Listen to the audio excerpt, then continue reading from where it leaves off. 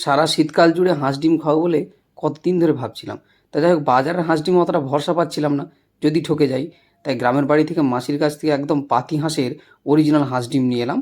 সেগুলোকে ভালো করে ধুয়ে এখানে আমি সেদ্ধ বসিয়ে দিলাম। সেদ্ধ হতে হতে আমি একটা মশলা তৈরি করে নিই। একটা মিক্সার গ্রাইন্ডারের বাটিতে কিছুটা কড়াইশুঁটি, কয়েক কোয়া রসুন, একটু আদা আর দুটো কাঁচা লঙ্কা, আধখানা পেঁয়াজ আর কতগুলো চিনে বাদাম ভিজিয়ে রেখেছিলাম, সেগুলো দিয়ে একটা পেস্ট করে নিলাম। তারপর কড়াইতে কিছুটা তেল দিয়ে একটা পেঁয়াজকে ঝুরি ঝুরি করে কেটে সেটা একটু বেরেস্তা বানিয়ে রেখে দিলাম। এবার যেটা করব, সেদ্ধ হয়ে যাওয়া ডিমগুলোকে আমি ঠান্ডা জলে ডুবিয়ে, বরফ জলে তারপর তুলে ভালো করে ছাড়িয়ে নিয়েছিলাম। এবার সেগুলোকে হাফ করে কেটে নুন গোলমরিচ এর মধ্যে ছড়িয়ে দিয়ে এগুলোকে তেলে হালকা করে ভেজে নেব। ভেজে নেওয়ার পরে তুলে রেখে দিলাম। এবার কড়াইতে আমি দিয়ে দিলাম হাফটা তেজপাতা আর কিছুটা গোটা গরম মশলা। তারপরে মশলাটা তুলে দিয়ে নাড়াচাড়া করতে থাকবেন। নাড়াচাড়া হয়ে গেলে কিছুক্ষণ পরে যখন দেখবেন ভালো শুকনো শুকনো হয়ে তেল ছেড়ে আসছে, তখন একটু চিনি এবং স্বাদ মতো নুন আর সঙ্গে দুটো কাঁচা লঙ্কা চেরা দিয়ে আর কিছুক্ষণ নাড়াচাড়া করার পর বাটি ধোয়া জল এবং আর একটু জল দিয়ে ঘন ঘন এই অবস্থায় রেখে দিলাম।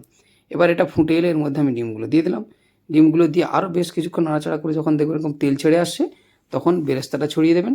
বেরেস্তাটা ছড়িয়ে একটু গরম মশলা ছড়িয়ে নেবেন, ছড়িয়ে নামিয়ে নেবেন। তারপরে যা দিয়ে মনে হয়, পোলাও, পরোটা, ভাত, রুটি, যেটা দিয়ে মনে হয় খান, অসাধারণ লাগবে। তৈরি করে একবার দেখুন, যদি ভালো না লাগে তাহলে আমাকে জানাবেন কেমন। আর আমাদের ভিডিও ভালো লাগলে শেয়ার করবেন একটু। ধন্যবাদ।